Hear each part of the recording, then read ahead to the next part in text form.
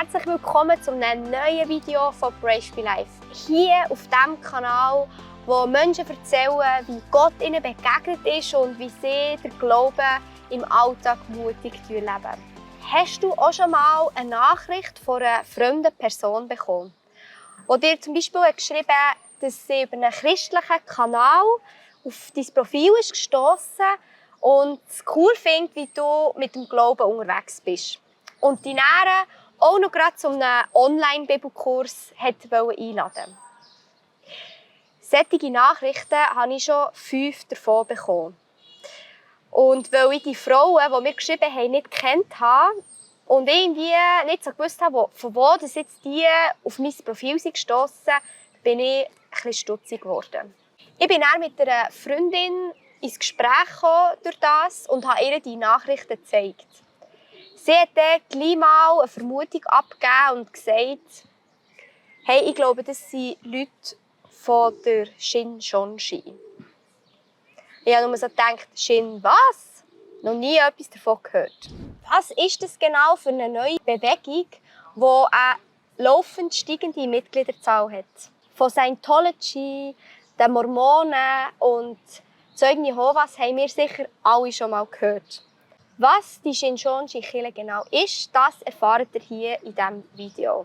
Bleibt unbedingt bis zum Schluss des Videos dran, weil im zweiten Teil rede ich mit einer Südkoreanerin, die erzählt, wie sie aus ihrer Perspektive von ihrem Land die ganze Bewegung wahrnimmt und was sie darüber weiss. Ich habe hier neben mir die Lara. Wir führen zusammen mit 5 anderen tollen Frauen den Instagram-Kanal führen, wo wir junge Frauen im Alltag inspirieren und im Glauben stärken. Aber bevor wir da weiter ins Thema hineingehen, Lara, was muss man über dich wissen?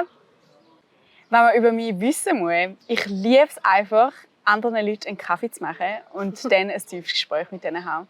Und ich liebe es, kreativ zu sein in jeglicher Art und Weise. Ja. Das kann ich unterschreiben. Ja. Ja, jederlei Hinsicht. Das Kaffee bei dir steht ja bei mir immer noch offen. Ich freue mich sehr darauf. Ja, vielleicht fragen sich jetzt die Zuschauer, wieso du hier hockst. Erklär doch kurz, wieso reden wir heute über das Thema? Ja, also wir haben es gerade auf unserem Kanal mal angesprochen. Und ich bin selber auch angesprochen worden. Oder angeschrieben worden, mehrmals. Ich habe jetzt nicht gezählt, ob es 5 Mal waren, aber es kann gut sein. Und mir hat es auch einfach stutzig gemacht und es hat mich wundern genommen, was das ist. Und dann habe ich von einer Kollegin gehört, die der Teil davon war und jetzt aber auch dort austreten ist. Und dann habe ich umso mehr gedacht, nein, das kann es doch nicht sein. Man muss sich darüber informieren und darüber reden und ja, so ein bisschen sensibilisieren, um was es da eigentlich geht. Dann hast du in diesem Fall auch ähnliche so Nachrichten bekommen, gell? Haben wir sogar mal einander die Nachrichten gezeigt, dass die recht ähnlich aufgebaut waren, gell? Ich glaube, ja. Sie sind eigentlich genau die gleichen. Und die eine war genau die gleiche, sogar. Ja, voll. Auf die sind wir nämlich sogar gekommen, dass das eine Verbindung ist. Ja, voll. Und was bei mir, und darum habe ich dann auch gefunden, dass wir unbedingt auch das Video hier auf Brave Life machen sollten, ist, mir ist aufgefallen, dass sie vor allem auch junge Christen anschreiben. Ja, voll. Und ich habe mal noch mit einem Jugendleiter darüber geredet und er hat mir dann aufgrund von dem, dass ich ihm von dem erzählt habe, hat er mir im Nachhinein auch noch geschrieben, dass viele von seinen, oder einige von seinen Jugendlichen auch sind auf Instagram angeschrieben worden. Ja, voll. Und darum informieren wir heute einfach, was das genau für eine Bewegung ist und einfach ein paar Fakten darüber erzählen und so ein bisschen noch mehr von unseren Erfahrungen, auch von unserem Umfeld erzählen. Die neue Offenbarungsreligion heisst ja Shincheonji. Und das heisst übersetzt auf Englisch New Heaven, New Earth oder eben auf Deutsch Neuer Himmel, neue Erde. Sie kommt von Südkorea und hat ihren Hauptsitz in Seoul. Das Ganze ist gestartet worden 1984 vom inzwischen 90-jährigen Mann Hee. Er versteht sich als der einzige Pastor der Endzeit. Er glaubt auch, dass er unsterblich sei und der Einzige ist, der die Bibel richtig auslegen kann. Er ist auch noch heute an der Spitze von dieser sehr streng hierarchischen Gruppierung. Der Mann Lee sucht sich spezifische Anhänger, wo er dann auf die Endzeit vorbereitet. Sie haben eine Bibelschule und die kann heißen Zion Christian Mission Center oder International Bible College. Bevor du überhaupt ein Mitglied werden kannst, musst du einen sogenannten Intensivbibelkurs absolvieren. Als Mitglied bist du gleichzeitig auch Pate für neue potenzielle Mitglieder.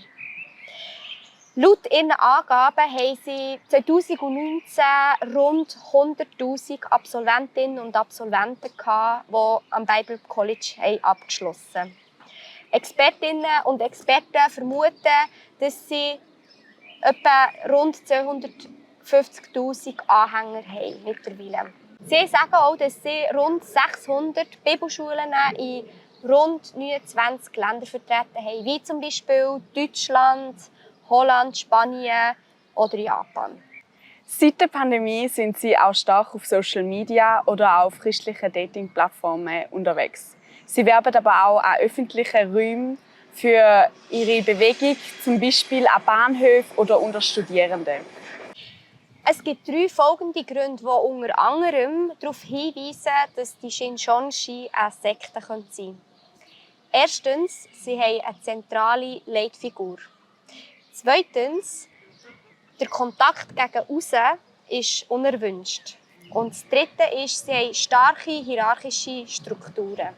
Weitere Gründe, die Shincheonji als problematisch darstellen, sind einerseits, dass sie ihre Räumlichkeiten öfters wechseln, dass sie Kritik nicht zulassen und andere Gemeinden als dämonisches Werkzeug anschauen, dass sie ihre Hintergründe von den Unterorganisationen und von den Fassadengemeinden aus missionstaktischen Gründen verschleiern. Etwas, was ich noch besonders hervorheben möchte, ist, dass die Interessierten Schritt für Schritt in die Lehre der Shincheonji durch einen harmlos erscheinenden Bibelkurs werden eingeführt. Es gibt so wie einen Grundkurs, Mittelkurs und einen Hauptkurs. Und die Mitglieder werden dann durch das immer mehr unter Druck gesetzt, selber zu missionieren und haben auch sehr zeitaufwendige Ziele für ihren Glauben zu verbreiten. Ich gebe euch jetzt ein paar Anhaltspunkte, wie ihr diese Bewegung erkennen könnt.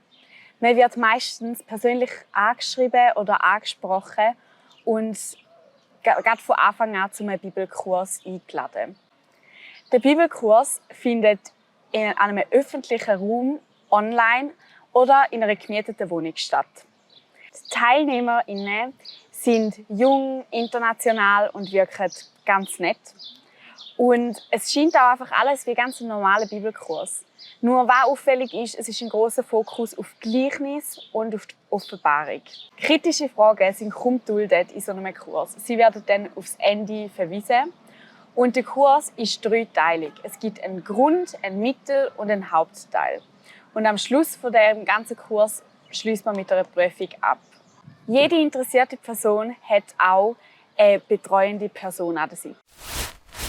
Wie ich am Anfang vom Video schon erwähnt habe, habe ich jetzt einen besonderen Gast hier. Und zwar darf ich heute mit der Min reden. Sie kommt nämlich aus Südkorea, aber lebt schon seit 4 Jahren in der Schweiz. Und sie erzählt uns ein bisschen mehr aus ihrer Perspektive, wie sie die ganze Bewegung von Shincheonji wahrnimmt und was sie auch darüber weiss. Hi, Min. So nice that you're here in this Zoom meeting. I was really looking forward to meet you. Yeah, thank you for having me, Yael. And yes, I was very thankful that you are making such a video for information. Yeah. So for me, it would be very interesting to hear from you what you know about Shincheonji. Can you tell me about it? What do you know? So the name of Shincheonji has been quite known among Korean churches because it's been quite a problem for existing churches in Korea. They used to send people from their church, Shincheonji Church, called harvestmen, to the established churches in Korea So the job of these people this harvestmen is to become a member of these different churches. They will spend a lot of times in like fellowships and all those activities. So they will be quite known to people in this church. And once they are accepted in this community, they will start their job, which is to bring division to the church and bring people from this church to Shincheonji. So if there's any room for conflict, they will do their job to make this conflict bigger. They will blow up this conflict. And once the church has a problem or division, they'll bring people to Shincheonji church, like they're harvesting people from this church. So with all these things, their name has been quite known among the churches, but not to the public, like not to people who doesn't go to church or who are not believers. Yeah, so that's what I always kind of knew about Shincheonji, and because to prepare this interview, I also looked up what their main kind of doctrines are. And in fact, the name Shincheonji means new earth and new heaven, which is coming from Revelation 21:1. And also, as a very typical old story, whoever only belongs to Shincheonji will be saved in the final days. So only 44,000 will be saved in that final days. So these are one of the important teachings and beliefs of Shincheonji. I also realized, or I told it in the video already, that they're very active on social media. Is it a new trend which came up during the pandemic? That's also very typical way for them to bring people to Shincheonji through relationships. And also, yeah, they used to focus on young adults, like youth, like late teens and maybe early 20s, like some who are in early 20s. And I just found the interview from someone who were involved in Shincheonji before, and he explained why Shincheonji is attractive to young people. And according to him, like late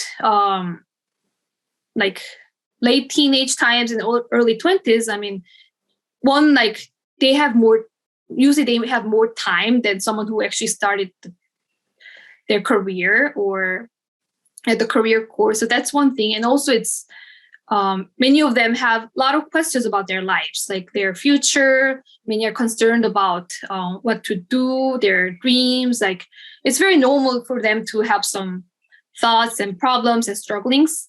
And they look for someone who needs some help, like emotional support. So this guy who was interviewed said when he was having some internal problems about her future, about his future and stuff, his friend said he had some mentor that helped him out when he was in trouble. So his friend introduced him to this man. And this is also very typical Shincheonji. So his friend was already Shincheonji, and also he introduced this Shincheonji guy as a mentor. So this mentor or counselor came to listen and give him advice. And what he said was, like when your cell phone is broken, you bring your cell phone to where it's made so it can be fixed. And so does man. Like if man has a problem, you should go to look for the creator to solve your problems. That's how he invite him to the Bible study. So he got involved to the Bible study, and from there he got involved to Shincheonji. Why do you think it is growing so fast in Europe, or why it is growing as a movement at itself?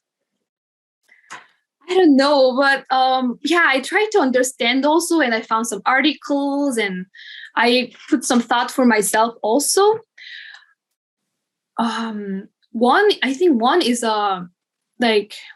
if you do the Bible study with Shincheonji, they emphasize that only through Shincheonji you know the real meaning of this verse. Often it's from Revelation, but this prophetic verses, like you only know the true meaning through this study, through Shincheonji. And through this also it goes to the next point, like you are becoming one of few people knowing the truth of this mystery and becoming a chosen people. Like here they give a number 14,000, and they are still stick to this number, even though not at this point probably the whole Shincheonji members are more than 14,000. So I think they are now bringing a competition even among Shincheonji, that like if you have to prove your work to belong to this 14,000. Okay. Somehow seems like it's, yeah. So actually you should bring other people to Shincheonji to prove yourself to chosen to your 14,000. So I think actually it's also one component that make this group growing bigger, because you have to be active in your work by bringing more people to become 14,000. Very effective actually what they're doing. But it's like, for me, it seems a little bit that they don't open up the whole truth, why they are reaching the people. That's why I'm suspicious about it. Or that's why I want to inform people. Like I explained in the first part of the video, how they're writing on Instagram, like how a message could look like. It's good just to know how they're working. So you could be more sensitive if you know these informations, how they work. But just my last question, or like one of the last question would be, why do you think that they came to Europe? I mean, it's like, or when I heard from it the first time and I knew a little bit more about it, it seemed that it's like it's fitting into the culture of Asia, but I was surprised how attractive it's in Europe as well. So why do you think they're now starting to reach people in Europe, or I don't know, in other continents probably as well? Yeah. I found out they've been very effective in Turkey last few years, and of course they are sending some people to Europe and also Africa. It's question for myself too, but I read one article from the pastor about why he thinks they become quite active to going abroad. And according to him, he think in order to bring the more loyalty and unity in the cult, like in Shincheonji, because it's becoming more and more difficult to evangelize in Korea, South Korea, because their reputation has been publicly damaged.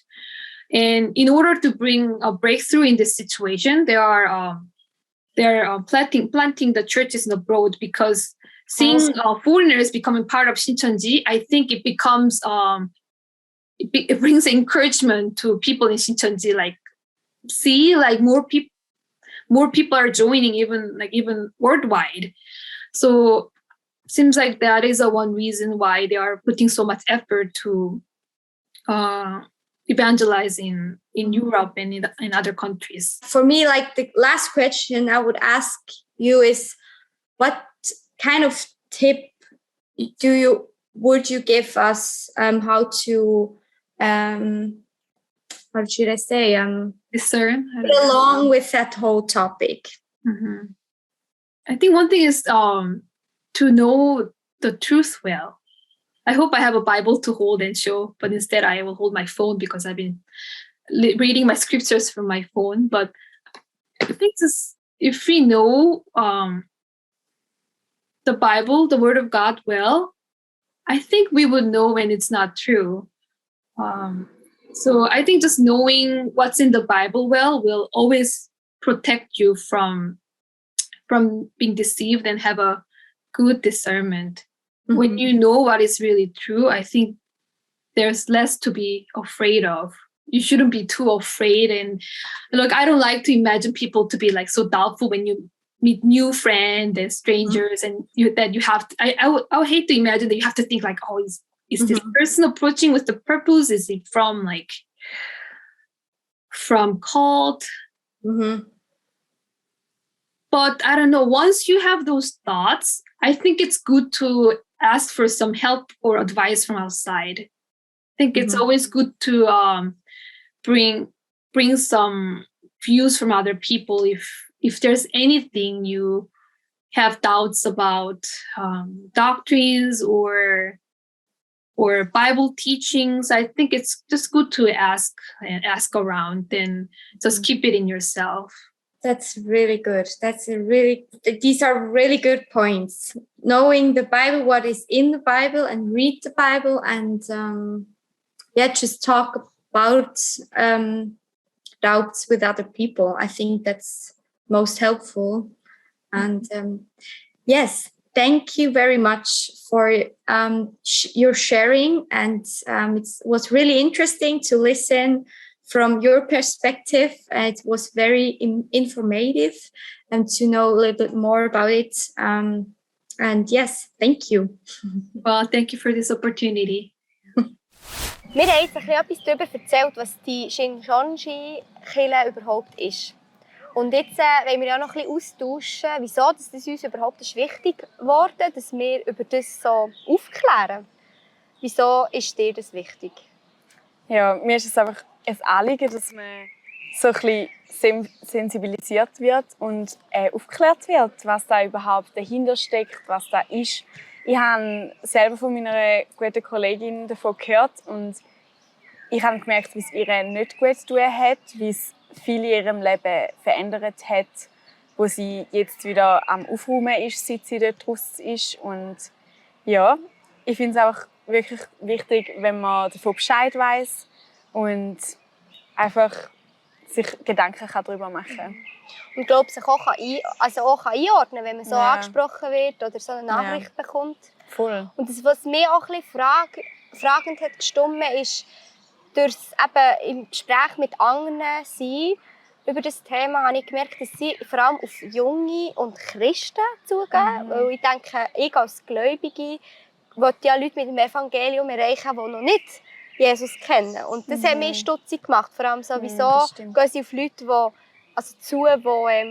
schon gläubig sind, die Christen sind. Also haben wir den falschen Glauben? Das ist so eine Frage, die ich mitgenommen habe. Ja, voll. Und vielleicht, wenn es dich auch noch interessiert, das Dran-Magazin hat vor kurzem einen Bericht herausgebracht, auch zu diesem Thema, wo eine Frau erzählt hat, wie sie das Ganze erlebt hat.